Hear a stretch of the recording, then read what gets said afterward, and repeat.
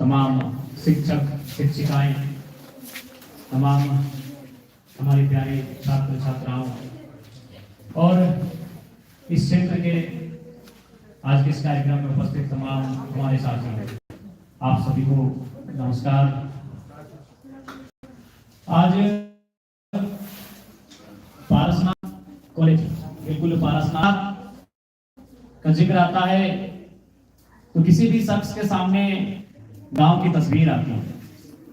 वो गांव, उस गांव में खेती के माध्यम से हल चलाकर अपनी जीविका का उपार्जन करने वाले किसानों की तस्वीर सामने आती है और उसी बीच एक तस्वीर आती है उसी किसान परिवार की बहनें भाई लोग अपने कंधे पर केवल बस्ता लेकर नहीं, उस परिवार की एक उम्मीद को लेकर इस विद्यालय की दूरी को तय करते हैं।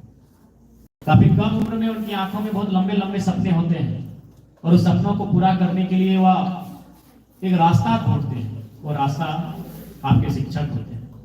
आप अपनी उम्मीदों को, अपने सपनों को लेकर यहाँ तक आते हैं और आज इस कॉलेज प्रांगण में मैं आप सभी से आग्रह करूंगा, क्योंकि वास्तव में आज अगर मैं आपके बीच विधायक के रूप में खड़ा हूं तो बेशक लोगों ने कहा और वास्तविकता यह है कि इस बार 2024 के सदन में मैं झारखंड का सबसे युवा विधायक हूं।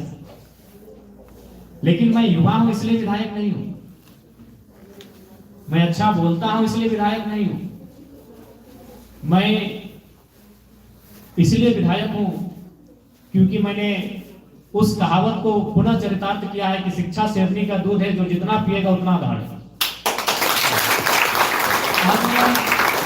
और पहला झारखंड के इतिहास का भी शायद मैं पहला विधायक हूं जो स्टूडेंट एमएलए। जो लोग भी विधायक बने वो पढ़ाई लिखाई छोड़ने के बाद विधायक बने। और आपको तो मालूम है हमारे सदन में 50 से 30% ऐसे विधायक जो शायद मैट्रिक भी नहीं किए। यानी हम झारखंड के 24 सालों के हिस्ट्री में पहला विधायक है जो स्टूडेंट एमएलए। स्टूडेंट लीडर तो होते हैं, स्टूडेंट लीडर हर कॉलेज में होते हैं, छात्र नेता होते हैं, लेकिन छात्र विधायक हम झारखंड के इतिहास में पहला है, क्योंकि हम अभी करंट स्टूडेंट। ऐसा नहीं मेरी पढ़ाई छोटी है। मैंने 2017 में मास्टर पास कंप्लीट किया है और उसी साल मैंने विनोबा भावे से एंट्रेंस टेस्ट दिया था पीएचडी का, उसको मैंने पास किया है और उसी 2018 में मैंने एडमिशन लिया है विनोद बिहारी महतो विश्वविद्यालय धनबाद में। और चूंकि पिछले 2 सालों में काफी आंदोलन रहा तो समय का अभाव रहा और पहला कि हम अभी अपनी पढ़ाई को जारी रखें, क्योंकि मुझे मालूम है कि आज मैं अपनी शिक्षा की बदौलत ही यहाँ तक आया हूँ। इसलिए आप तमाम मेरे जो छोटे छोटे भाई बहन लोग यहाँ बैठे हैं छात्र छात्रा के रूप में, आपको मेरा यही संदेश होगा। आज जिस जयराम महतो से आप परिचय हो रहे हैं, आज इसके चर्चे दिल्ली से लेकर उत्तर भारत से लेकर नॉर्थ भारत से लेकर कश्मीर तक है। चूंकि आज इस विधानसभा के चुनाव में जो हमारे पक्ष में परिणाम आया है, भले विधायक तो हमारी पार्टी से एक जीत कर गया है, लेकिन काफी ज्यादा वोट आने के कारण पूरी चर्चे हैं। तो उसका कारण यही कि हम पढ़े लिखे थे, पढ़े लिखे युवाओं को हम लोगों ने आगे किया, तो आज ये परिणाम हम लोगों ने हासिल किया है। तो इसलिए आपसे भी हमारी आग्रह होगी कि आप पढ़ाई लिखाई में कटौती ना करें, क्योंकि इसलिए मैं आपको ये संदेश देना चाहूंगा, क्योंकि मेरा मानना है कि आप कम से कम हमसे तो बेहतर परिवार से आते हैं। क्योंकि बहुत सारे लोग शिकायत करते हैं कि पापा की कमाई नहीं है, माँ के पास 2 पैसे नहीं है, इसलिए हम पढ़ाई पूरी नहीं कर पाते हैं। ये शिकायतें आपको अक्सर आती हैं।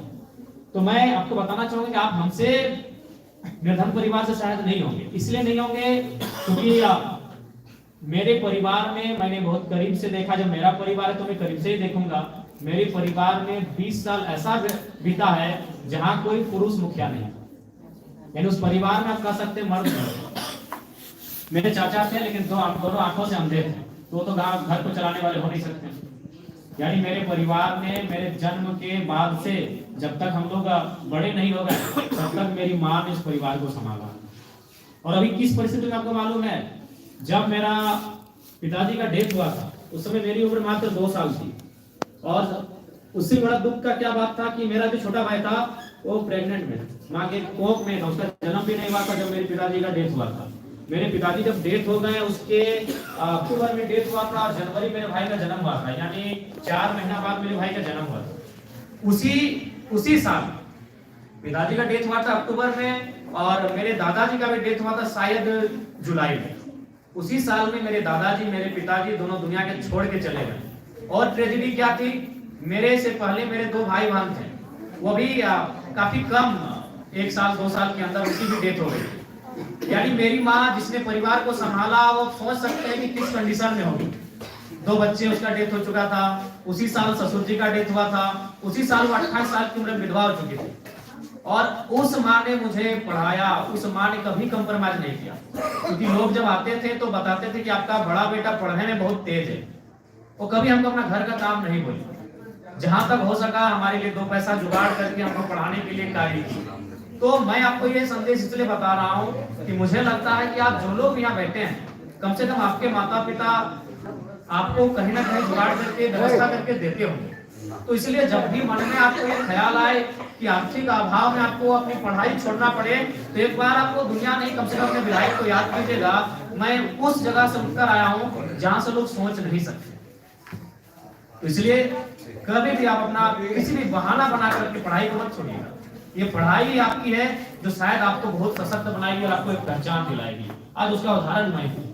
इसलिए आपसे, और जहां तक एक विधायक होने के नाते मेरा आपको सहयोग करने की बात है, तो मैंने शुरू में कहा है कि आज कल ही मैं उपायुक्त महोदय से मिला, उससे 2 दिन पहले मैं उपायुक्त महोदय बोकारो से भी मिला, और उनसे मैंने फंडों के बारे में जाना कि कौन से फंड विधायक यूज कर सकते हैं। 3 फंड और 4 फंड के बारे में उन्होंने बताया। तो 4 फंड तो इस्तेमाल होंगे ही होंगे।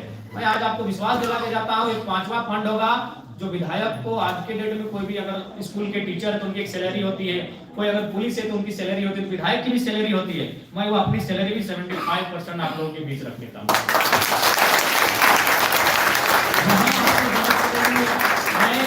और चूंकि मैंने पहली प्राथमिकता शिक्षा को ही रखा, क्योंकि अगर युवा शिक्षित होंगे, भाई बहन लोग शिक्षित होंगे, तो निसंदेह वो अपने अनुसार रास्ता तय कर लेंगे। जब उन्हें हम हुनरमंद बना देंगे, जब उन्हें हम अकलमंद बना देंगे, तो अपने प्रतिभा के आधार पर वो कहीं ना कहीं पे रास्ता बना लेंगे।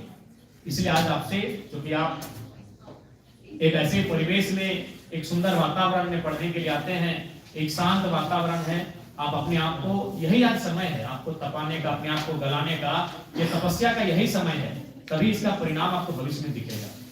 वो कहते हैं ना कि आज जिस उम्र के आप पड़ाव में, उसे हम लोग टीनेजर कहते हैं। टीनेजर का मतलब होता है 30 to 19। ये एक ऐसा उम्र होता है जिसकी तुलना हम एक नदी से करते हैं। नदी जिसमें बारिश के मौसम में, एक नदी को आप देखते होंगे, जब वो नदी अपने रास्ते पे चलती है तो अपने रास्ते से हट के चलती है, कभी पहाड़ों से टकराती है, कभी वृक्षों को डुबा के ले जाती है, कभी चट्टानों से टकराती है, और वो अपने तूफानी अंदाज में बहती चली जाती है, क्योंकि वो बरसाती नदी होती है। लेकिन अगर उसी नदी में अगर डैम बनाए तो वो डैम का पानी निर्जन ऐसे भूमि पर जाएगा जहां पानी की संभावनाएं नहीं है और विकसित होने का कार्य होगा। तो डैम का तात्पर्य है आप अभी एक नदी के समान, जो भी छात्र छात्राएं हमारे सम्मुख बैठकर हमें सुन रहे हैं, आप एक नदी के समान हो। कौन सी नदी? जो बारिश के महीने में तांडव मचाती है। आप उम्र के उस पड़ाव में हो, तो आप में जब तक डैम नहीं बनेगा तब तक आप किसी की उन्नति का कार्य नहीं करेंगे। तो डैम का मतलब है अनुशासन, डैम का मतलब है आपके शिक्षकों की निगरानी, डैम का मतलब है मर्यादा। जब आप अनुशासन में रह के अपने शिक्षकों के दिशा निर्देश का अनुपालन करके आगे बढ़ेंगे, तो निसंदेह जिस प्रकार वह नदी और डैम का पानी जब उसे रोककर निर्जन स्थानों में हम लेकर जाकर खेती की बात करेंगे, खेती का काम करेंगे, ठीक उसी प्रकार जब आप अनुशासित होकर आगे बढ़ेंगे, तो निसंदेह आप अपने साथ साथ, अपने गाँव के साथ साथ, अपने समाज के साथ साथ इस क्षेत्र में उन्नति और नाम रोशन करने का काम करेंगे। इसलिए आप सभी से हमारा अनुरोध होगा कि आप भोजन में कटौती कर लीजिएगा, अपने पहनाव में कटौती कर लीजिएगा, लेकिन अपनी शिक्षा को लेकर कभी कटौती मत कीजिएगा, उसमें कभी कंप्रोमाइज मत कीजिएगा। मैं आपसे यही आग्रह करना चाहता हूँ, आपको मैं यही संदेश देना चाहता हूँ। समय का अभाव है, और चूंकि इसके बाद भी 2-3 कॉलेज में हमारा आज कार्यक्रम है, एक विधायक के नाते जो भी आप हमसे अपेक्षाएं रखेंगे, आप निश्चिंत रहें, क्योंकि आपने कहा कि हम लोग युवा हैं, तो युवा दौड़ने वाले हैं, भागने वाले हैं, तो अपने अपेक्षा आपने जो रखा है, उस अपेक्षा से ऊपर उठकर हम आपका सहयोग करेंगे। आज इस कार्यक्रम में उपस्थित तमाम इस कॉलेज परिवार के टीचिंग नॉन टीचिंग, इस कॉलेज परिवार के तमाम स्टूडेंट्स, तमाम इस कॉलेज के अभिभावक जो आज सुनने के लिए आए हैं, उनके अलावा उपस्थित जो भी इस क्षेत्र के लोग हैं, उन सभी को हमारा यही संदेश रहेगा कि डुमरी एक ऐसा क्षेत्र है जो सुदूर ग्रामीण क्षेत्र है, जहाँ के लोग कृषि से अपना जीवन यापन करते हैं। अतः आज इस क्षेत्र में एक बेहतर एजुकेशन हब के रूप में हम लोग तब्दील करते हैं, ताकि यहाँ के बच्चों को हजारीबाग और इधर धनबाद नहीं, डुमरी में ही उसी तर्ज की शिक्षा प्राप्त हो। हम ये प्रयास आपके उज्जवल भविष्य की बहुत बहुत शुभकामनाएं। आपका भविष्य बहुत बेहतर हो, उसके लिए आज आपको संकल्प लेकर उस दिशा में बढ़ने की आवश्यकता है। पुनः सभी को धन्यवाद। बहुत बहुत धन्यवाद माननीय विधायक जी का।